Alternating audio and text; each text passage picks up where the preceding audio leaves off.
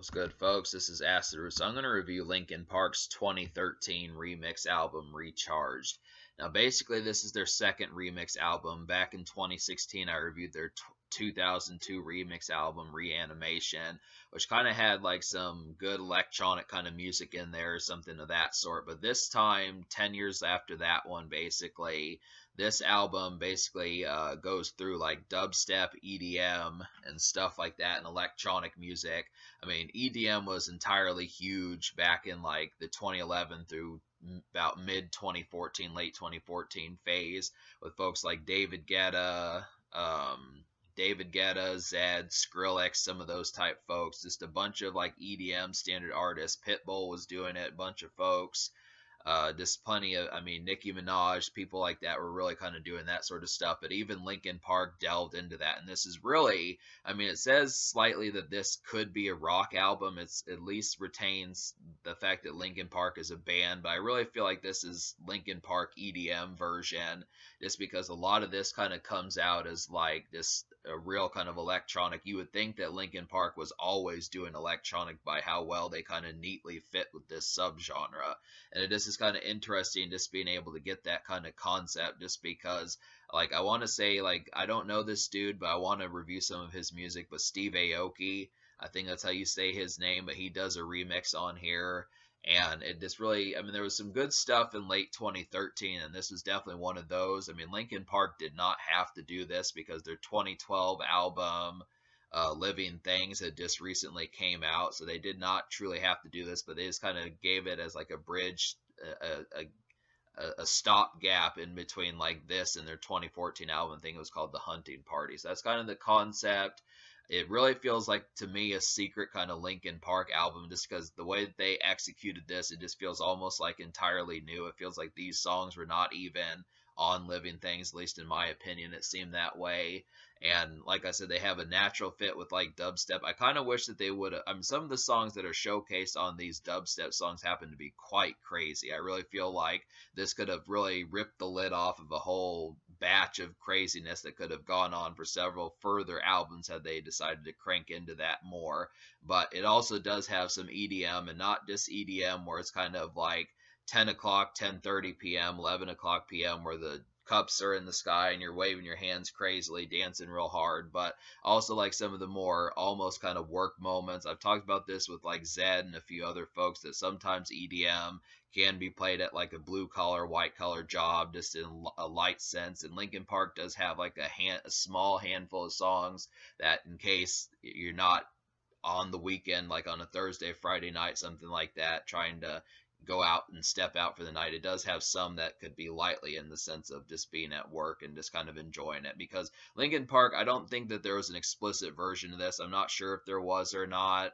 Um, they do keep it relatively straightforward and more clean. I'm looking, there's not necessarily explicit lyrics, so it's just kind of, I mean, I do feel like this is packaged in a sense. I mean, this album gets crazy enough to the point where it can be intended for after work and NSFW, but it is SFW in a light sense, just depending upon some of that. But all right, so the first single is "A Light That Never Comes." This is an original song. This is not found on Living Things, and this is something that this song is not on the Hunt or Living Things from 2012. So this is an entirely new one. I definitely like the Steve Aoki remix. The other one, the Rick Rubin remix, didn't quite nail it as well, but I do feel like this is just a standard kind of electronic EDM sense of kind of a Linkin Park song. Definitely shows that they had a natural fit for this, and I do kind of feel like Chester Bennington really came through on the hook. It really could have, I'm surprised that this song was not,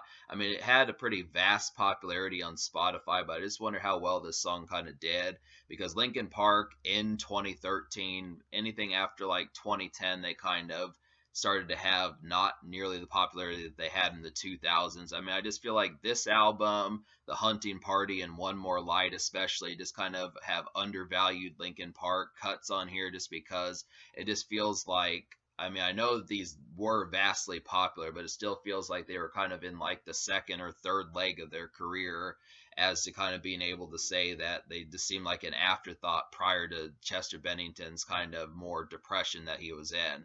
It just relatively happens to be a thing. It's just odd just talking about Linkin Park in 2013 and 2015 and such. It was just so, I mean, because they weren't getting like the hits like In the End and like like Breaking the Habit and Numb and some of those records from like 15 years before this. So it's just kind of, it's interesting kind of get some of these, because I feel like this is an excellent song. I definitely really like the kind of glossy and like shrill kind of just dark, edgy kind of feel that A Light That Never Comes has. It just really feels like a real kind of 8 o'clock, 10 o'clock p.m. type joint, easily kind of meant for like, yeah, it really has like a lot of edginess towards it. I mean, there just were not a lot of singles like this around this time. I mean, David Guetta and like some of these other folks like David Guetta and some of these other folks like David Guetta, Zed, and like Bass Nectar and some of those type folks, they weren't really doing quite as heavy to where it's like commercial EDM,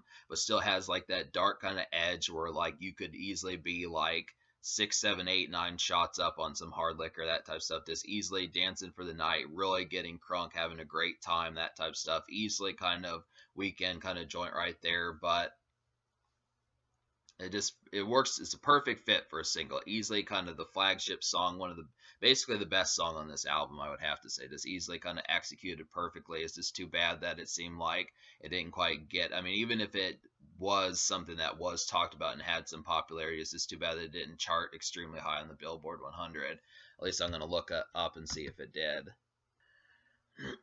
Yeah, so the song charted at 65 on the Billboard 100. I mean, yeah, it just feels like Linkin Park was kind of more of an afterthought. They were more kind of in like the hardcore charts and that type of stuff. Even if it did have popularity, it still feels like it was more relatively on the back burner. But yeah, so there's plenty on this album to really sit there and go and like. I definitely feel like the first half of this album, out of the 14 songs, like at least 5 out of the first 7 songs you hear really kick ass. They just carry the energy perfectly. I feel like Castle of Glass, like, will make it. Castle of Glass, even though it's a little bit lengthy, I would have probably trimmed it by about 25, 35 seconds. But it really kind of just immediately kicks off the energy and kind of saying Linkin Park can do EDM and dubstep even. Just has a real terrific energy. It's like an easy kind of next song to listen to after the single Light That Never Comes. It's good job that they did there. Yeah, I mean, because not every artist, if they put like the best song the first, can carry the energy to where it's not just a one-hit wonder album. But they did it with Castle of Glass. Lost in the Echo is probably one of the craziest songs on here. That is definitely easily something that probably wouldn't be blue collar listen to at work type stuff. I can see it kind of being like a real kind of take your shirt off, get completely crazy kind of record and that type things. I definitely like that energy. Victimize has some really nice shrieking by Chester Bennington. I kind of forgot that he did that. And Mike Shinoda is on that song also and handles it well.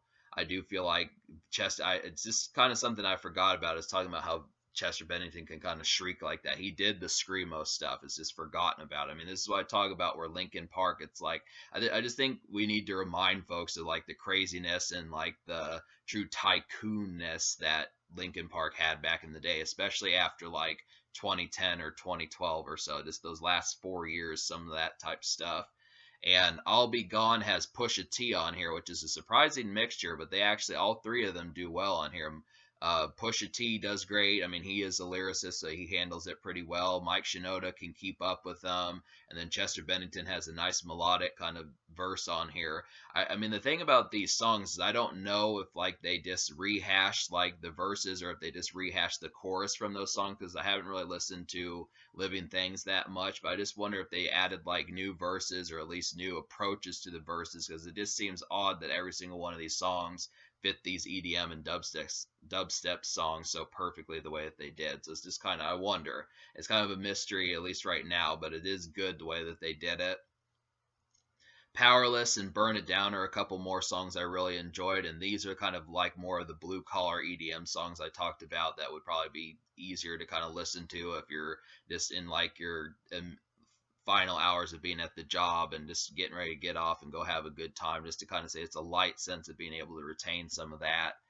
And yeah, there's just some good ones. I didn't really like Skin to Bone. I really felt like that was kind of the most awkward song on here. I wasn't really too, I mean, it felt like it was just trying to be more of like a standard rap rock song like they were doing back in the day, but it just really, the production really kind of didn't have like the emphasis that it needed to for that sort of stuff. I mean, Linkin Park can do rap rock. It just Linkin Park can do rap rock, but I felt like the variation of it that was on Skin to Bone kind of was not too listenable compared to some of the instrumentals and stuff that they had like back in the Meteora and like what's the album?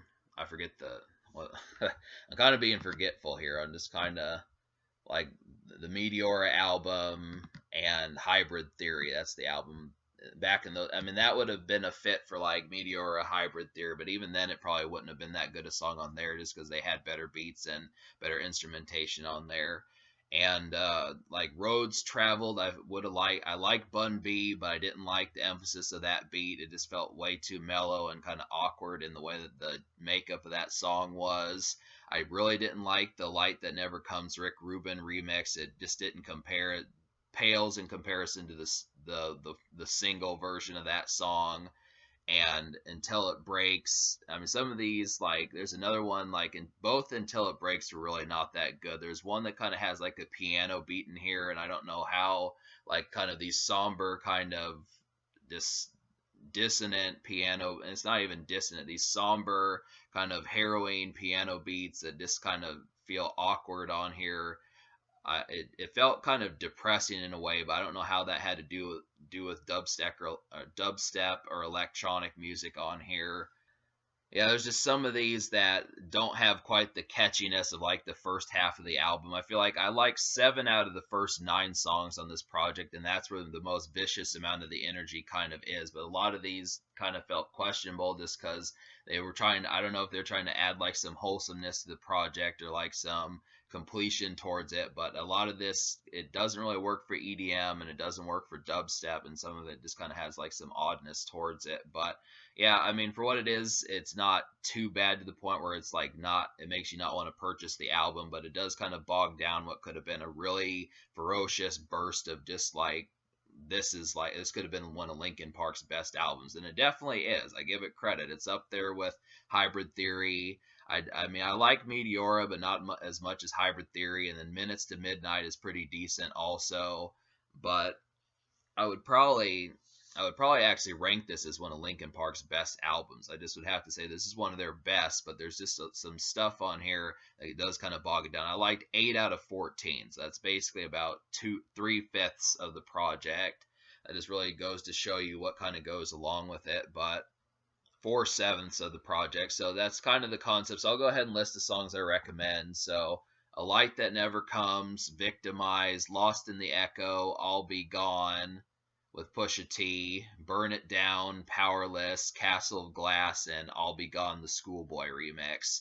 I mean, I really do feel like Chester Bennington really knocked out some of these. I mean, maybe he doesn't have a chorus besides A Light That Never Comes as good as like In the End or like Breaking the Habit or Numb or some of those, but he does do a great job with a lot of the melodic singing. And I feel like Mike Shinoda also has like some good raps on here, and he kind of is on like the right moments to where it doesn't just feel like it's sometimes Chester, sometimes Mike Shinoda, but it just the emphasis of how they are inserted in the songs is just really good. I mean, I'm glad that, I mean, back in the day in like the Hybrid Theory days, it always would be Mike Shinoda on the verses and Chester Bennington on the chorus and that type of stuff, and maybe like the bridge or something. But I'm glad that they just have learned where to insert these folks. Is there's not really too many complaints where I'm like, well, Chester should have been here and Mike Shinoda should have been here. I mean, they do it well, and that's just kind of the situation. Plus, the electronic type feel for how it went. This is a really nice fit. There's a lot of great songs on here. It can be played at work in some senses. I think even A Light That Never Comes probably could pass as like a blue collar song in some senses, just depending upon what sort of fashion, it kind of goes along with that. And I just kind of feel like a lot of this has some pretty high octane energy that just can get crazy. This is easily like an album that you can not remember depending upon how much of a good time you're having. I do kind of wish that there would have been like a song for the ladies a little bit, like some sort of like R&B type song, is a little bit more so. I mean, maybe I'll Be Gone might have been one of those, but I kind of feel like it, Linkin Park doesn't always do that where they have these cuts for the ladies, kind of more kind of romantic kind of cuts thrown in, but I mean, they do in some cases, but this one just seemed a little bit lighter on that. And but it is a pretty crazy mixture. I mean, I really feel like this is an exuberant weekend album that just has so much expression about it. So I'm gonna give me liking 8 songs out of 14. I'm gonna give this album either a 6.75 or a 7. I'm just trying to think, me liking 4/7 of the project, where 8 out of 14 is just kind of, I mean, that's more than half, but I don't know. I'll just give it a 7. I feel more rewarding right now, so I'll give it a 7. I do feel like this is pretty solid stuff. I just feel like it's definitely one of Linkin Park's best albums, but I do feel like some of the moments, like in the last half of the album, kind of did not quite carry the energy as like what it needed to. And they were trying to add like some expression to an album that really didn't need that. I feel like this album was kind of a themed album where it needed to be wholesomely built in like electronic or EDM and dubstep, and it just didn't quite do that. Like some of these, like Until It Breaks, both Until It Breaks, and then Skin to Bone and A Light That Never Comes, just really didn't do that. And then Roads Traveled kind of had some awkward energy about that also. So it's just kind of, I mean, there's just some stuff on here.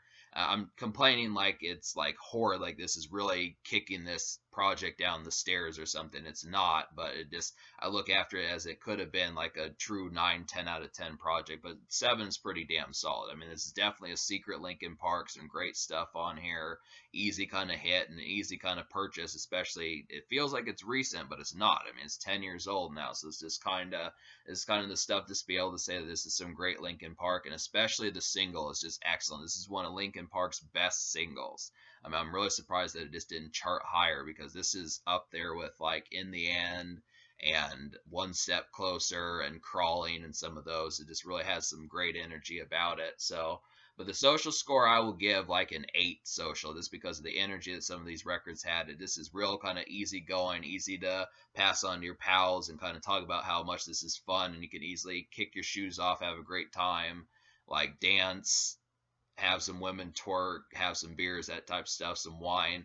This is great times. And yeah, I just would have to say, in terms of the future, well, Linkin Park is just basically gone. They've talked about coming back, but it doesn't seem likely. So that's just kind of the concept. But this is another one that I recommend if folks who have completely forgotten about Linkin Park to just rekindle some Linkin Park and say that this is one that's kind of out of the ordinary in terms of ones that are talked about that often. So I would definitely revisit Linkin Park with this one and kind of see what's up with it again.